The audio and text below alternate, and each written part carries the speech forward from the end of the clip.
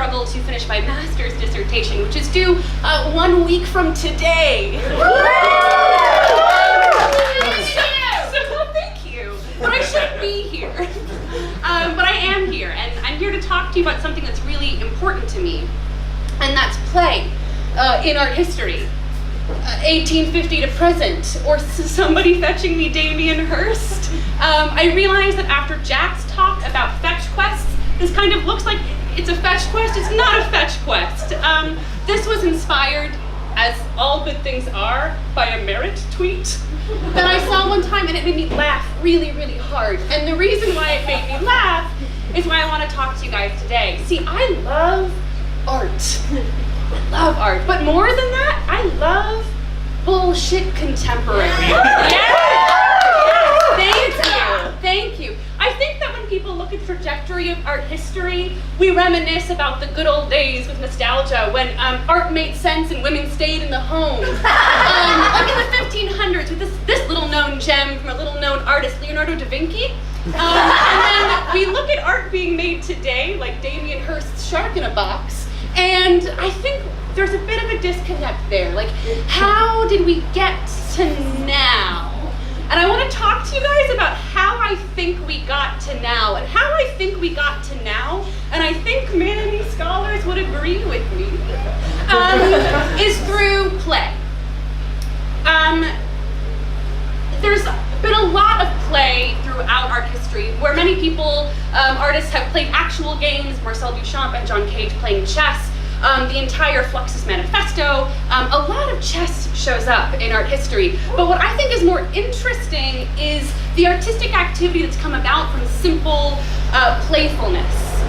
Now, I've tried to squash 166 years of art into 15 minutes, and I wanted to give every piece attention, respect, and patience, so we're gonna have to get started right now. But before we get started, a couple of things.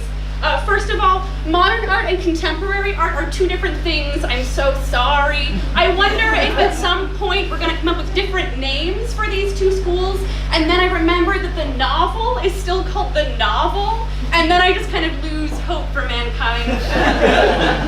The second thing is the definition of play, and I know that as I say this, I can feel every art historian, etc., begin to tense up a little bit as I try to apply an anthropological definition to artistic activity, but let's just all agree to be friends for a minute, right? That's how interdisciplinary practice and work gets made.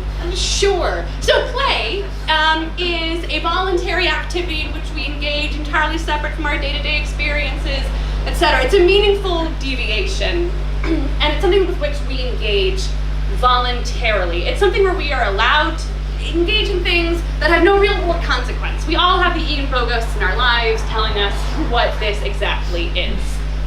I want to also say that this is what's true of humor. Humor is oftentimes boiled down to being meaningful pattern breaking, or an interesting network of meta-communication saying multiple things at once. You get two jokes at the same time.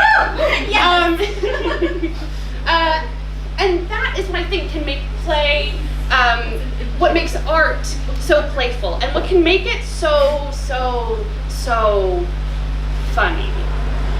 So in order to have a deviation from an established norm, we need to have an established norm. Oh, that was the slide from before. This is a meaningful deviation. This was a joke, everybody. So art before 1850, let's just get all of that out of the way. Art before 1850 could be one of four things. It could be portraits. It could be stoic piles of things.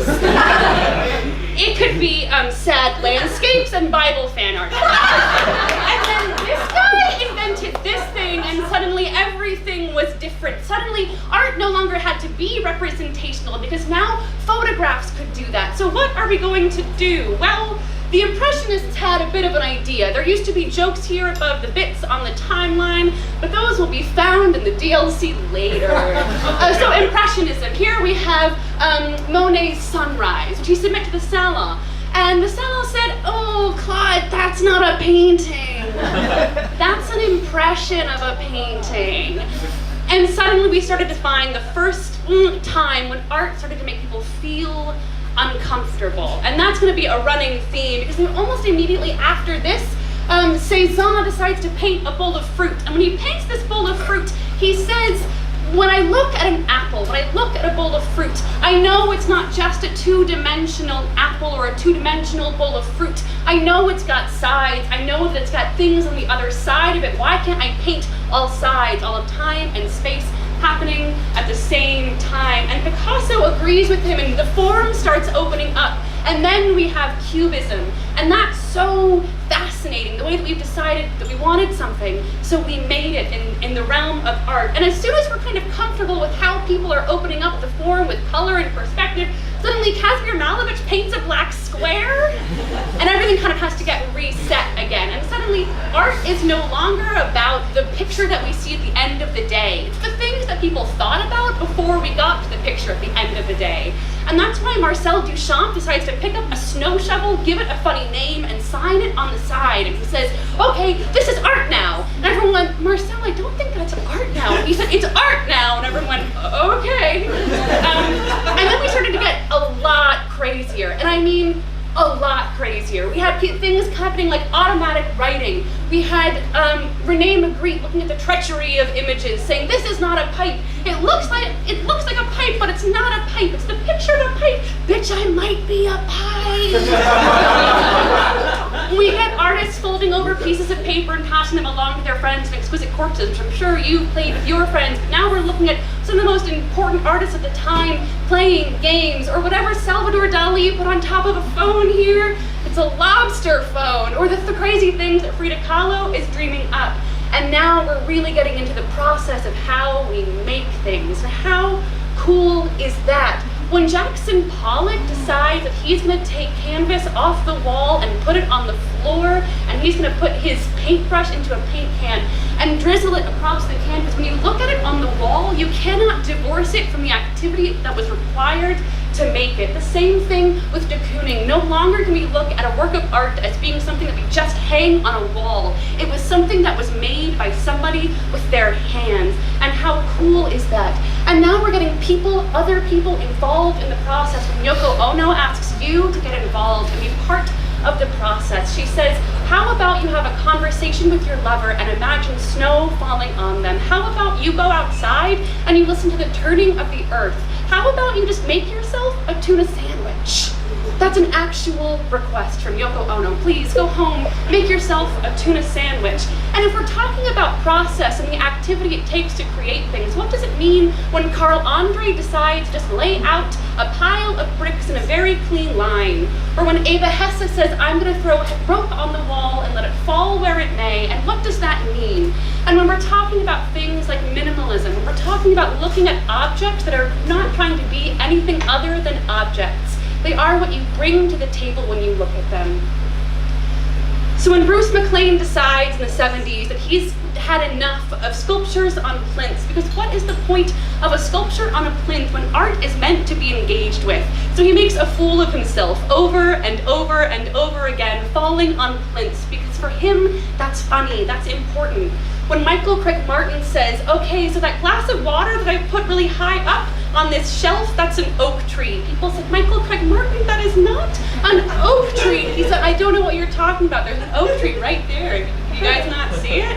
Or when Sophie Calle meets a man at a party in Paris, and she dons a blonde wig and follows him all the way to Venice, photographing him all the while and writing it down in a journal. She didn't quite know why, but when she published the works years later, she said, I didn't know I was making art, I was just trying to play. Hey, Michael Craig Martin, when precisely did the glass of water become an oak tree?